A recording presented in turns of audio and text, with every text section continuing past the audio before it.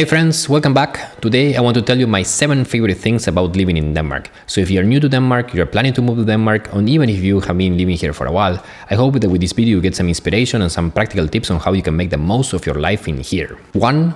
The Danish work culture. I love the Danish work culture. I was growing up as a renegade. I was like, I'm never going to be working for a company. I'm going to be my own boss. I don't like to work for other people. I'm going to be going my own gig and so on. And then I moved to Denmark and completely changed my paradigm. You really have it good here. Second, and related to this point, is that in Denmark you have a high trust society and by extension a high trust workplace. And in practice it means that when you leave the office at 2:30, 3:30, nobody will say anything. And just compare that with places like East Asia or even in South America, where like you need to just wait until your boss leaves to live yourself. It's just such a blessing. Like you can go and pick up your kids and do whatever you want to do and nobody will say anything. I mean, of course, so long as you deliver the goods, but people will trust that, okay, we give you this, we empower you to be in this situation, but just go and deliver the goods. And if you do that, you'll be really good, and it's such a relaxed and friendly way of working. This would make Denmark an excellent place to work with, but then add on top of that perks. And here in Denmark, most companies, so not only the Silicon Valley type companies, so almost all companies will give you lunch. Most of them will also give you breakfast. Some of them will give you like gym memberships. They will give you massage. You have discounts for supermarkets or discounts for the restaurants and things like that, for the zoo, for Tivoli, you name it. And there are a lot of perks like this, like running clubs, in case you want to sign up for the marathon, your company will pay.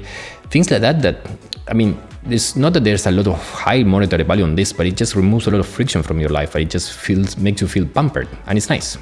2. High salaries. And I love money, you probably love money as well, and here in Denmark you can make a lot of it. And even after tax, so even if the taxman takes 50% of your salary, I would say that after tax, per hour worked, you will be ahead than most of the world, by far.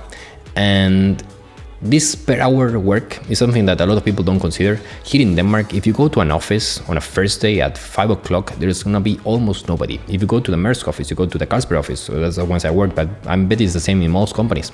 A lot of people don't work like super long hours. I mean, if you compare what we work here in Denmark versus what they work in UK or US or other places in Europe, it's a no-brainer. Yes, of course, people work, after they pick up their kids a bit in the evening and so on, but like, by and large, believe me, per hour worked, you get a lot more money bang for your buck here than you do most other places. And that's not even counting the commuting savings and so on, in terms of like having to bike to the office in 10 minutes versus like having to take a car drive for 45 minutes.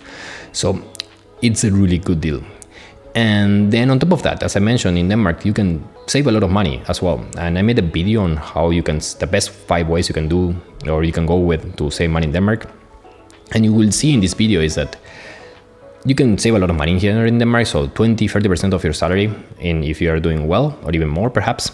And with these savings, you can enable yourself to live the dream life you always wanted. So when I was growing up in my 20s, I was like, I wanted to go traveling, and because I was living in Denmark, because I was earning high in like strong currency, I traveled as of now to 130 different countries. And that's something that in most other places would have not been possible. And it was possible because, again, in Denmark, you get this opportunity. 3, you don't need a car. I love that in Denmark, you don't need a car. So if you want to bike or you want to use public transportation, the options here are fantastic. You can really get away with it without having a car at all. So I have been here now 11 years. I have never ever sat on the driver's seat on a car at all here. It's absolutely crazy. And I just love it. I think like, first, you save money. Second, you don't have the hassle of having a car. Third, you save time. It's just something that I personally appreciate a lot. So to give you a bit of perspective, I was growing up in Buenos Aires, which is a huge city in Argentina, and it would take me like 30 minutes, 40 minutes, even an hour to drive everywhere. So I would go to university by car, it would take me 45 minutes, just one way. And I just got like PTSD of being in the car all the time. The fact that you can commute here by bicycle, which is so healthy and makes you like put in a good mood and so on, and that you can just basically go everywhere without worrying about parking or anything like that, is just such a, I love it. And I think it would be really hard for me, honestly, to move to a city now where I wouldn't for sure need a car. So the fact that you can just live without one here is something absolutely incredible. 4, safety. And Denmark is a very safe place. When I moved here, I was joking with my friends that you could just be walking in the street with 200 euro bill like this, going in the most dodgiest neighborhood, or what they call dodgy neighborhoods and so on, and nothing will happen to you. And I still stand by that. I think like Denmark, when it comes to being in actual violence, it's almost impossible. And it's just such a blessing. I hope that would really never change. And if you come, for example, from South America like me, where you're just afraid that people will like kidnap you or kidnap your dog when you're walking, that your kids might be unsafe walking in the street, like that you could just be attacked at any moment when you're driving, someone would just break your window with a motorbike and try to steal your watch from you. I mean, things like that happen, and happen quite often when I was, in my country or even in the rest of Latin America, and I would say a lot of the world. I mean, I have been mugged in a lot of random countries as well. And the fact that here you can just have that peace of mind that that's like 99% not possible to happen to you, it removes a lot of friction from your life. I'm also not naive. Like growing up where I grew up, I never leave my bike unlocked. I lock my stroller. I never ever leave my valuables unattended. I keep my bag in front of me. I don't use my back pockets in the pants and so on, because people can like pickpocket stuff. So I'm ultra careful, right? But that's the type of friction that you have here in Denmark. You're not always afraid, or you're never afraid for your life itself. And that's, I mean, coming from where I came from, it's a big deal. 5, raising kids. And safety is perhaps one of the critical things when it comes to choosing the place where you want to grow your family. And I have a 2-year-old son, and the fact that here in Denmark, again, as I say, it's safe, that you don't have to worry about that he can be playing in the garden or crossing the street or being in Bugestua and so on, and you don't have to think about it and be worried that something will happen to him. Is just, again, such a relief, because I remember my parents always asking me, like, even if I would come after partying at 3 in the morning and so on, they would just check in, okay, was it all okay, were you fine, and so on. That, like, it's worry. I mean, the world is a dangerous place, right? And the fact that you can raise your kids without any of those issues here is a big deal. Then, as I mentioned before, the world culture is very permissive here. So if you want to pick up your son or your daughter at 3:30 or at 4 from the daycare or from the kindergarten, nobody will say anything. It's just part of the normal culture. And it's, again, like in a lot of other places, you just need to wait until 6 to pick them up. And when you have small kids, they value this FaceTime with their parents. And the fact that here in Denmark is one of the highest places, highest FaceTime between parents and children in the whole world, that's a big deal. I think it's hard to quantify the actual benefits to kids, and I hope there are, but like, at least I would say that I would be doing a lot more of this FaceTime here than I would be doing if I would be back in Argentina or even in other places in Europe. And that's important. 6, parks and green areas. So I was just saying about kids that you basically have a lot of playgrounds, you have a lot of parks, you have a lot of green areas where you can take them. And that's, again, such a blessing. I grew up in other cities and I have traveled now around the whole world, right? And it's hard for me to think of cities of the same size as Copenhagen that have as much green areas and much opportunities to go out and like be in nature as it's here. And it's absolutely lovely. So I have lived in Frederiksberg before. The Frederiksberg Park is absolutely fantastic. It's amazing. Then you have Fælledparken, you have the King's Garden. And even now where I live now in Islandsbrugge, we have this humongous piece of wilderness called Amagerfjellet close by. So literally I walk out from my house, in 2 minutes I'm in this park, and there are horses just literally after 2 minutes walking. You have these huge open spaces where you can play ball or sit down with your friends, or like even you can go inside things that you will think like, oh, I'm in a forest or I'm in the city.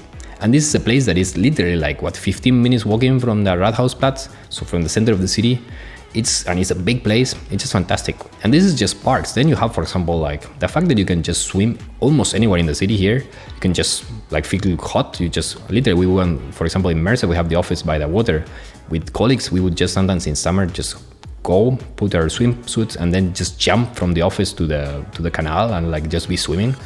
I mean, you probably saw it. Like, how crazy is that? I mean, it's such a blessing. And again, where else does this happen? I mean, you do this in Argentina, you just literally die after 1 second of being in the water. So it's such a blessing. 7 things work.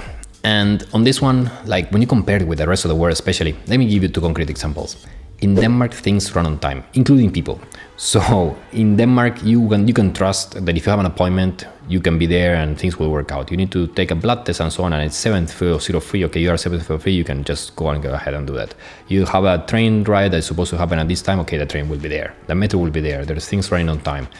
Like things work the way they're supposed to. Okay, it's not that it's perfect, right? But it's like it's a lot better than most of the world. I mean, they're really trying hard here and they do it good. And when I say about people, I mean, like when you meet someone, like they will be there on time.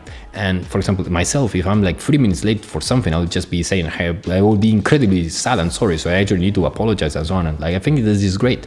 This again removes friction from your life. It just makes things easy. Second point was that Denmark is a very digital place. So here you have a place where you don't need cash. I don't remember the last time I ever had cash in my hand. It's just, I don't even remember which are the colors of the bills and so on. It's just crazy. And then on top of that, you receive all the information from the government, all your bills and so on. They all come online. I don't also remember the last time I actually got an actual bill. It's all coming to the e-box and going all online. You can set all things to happen automatically with this betaling service. Again, if you want to save time, and especially as a new parent, you want to do that, you can basically automate almost all of your life here. And the fact that you can do that all automatically is super easy. You want to call to the doctor, I mean, you can just book online. Same with the dentist. It's very smooth. Even like when it comes to taxes, I see like friends in the US and so on, how much they struggle with taxes. Here you just get this automated note, and like then you need to just make a few changes and you're basically good to go. It's just an easy, simple and frictionless way to live. And with the obvious caveat that, of course, if you ever need to get a phone support and you're gonna be like 25 million thousand in the queue, so of course, set that aside, but by and large, otherwise it's a very easy place to work with. 8. And I know we said 7, but let's make one bonus, and that is that in Denmark you have this hygge mentality, and who doesn't like hygge? So, I mean, you have a really dark, long, cold winter, and the fact that you can be drinking your glögg when you're walking in the Christmas Tivoli with your family with a big scarf and cozy it up and then go home and there are the candles and nice food and nice smells, and like they just have this culture here in Denmark of hygge that I hope that, I mean, especially you expats, that when you move here, perhaps if you move for work, you didn't get the chance to grow up here or doing studies here with a lot of friends and get this ingrained, this whole culture.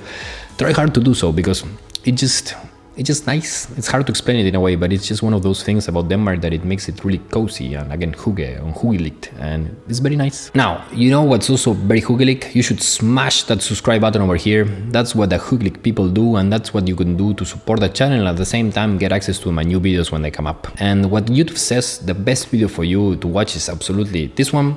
And there's another one over here where I also, as I mentioned before, explain the 5 best ways you can go around by saving money in Denmark. With that, thank you for making it all the way to the end. What do you love about Denmark yourself? If you have any comments or thoughts and so on, or something you think I have missed, let it down in the comments below. With that, all the best and take care.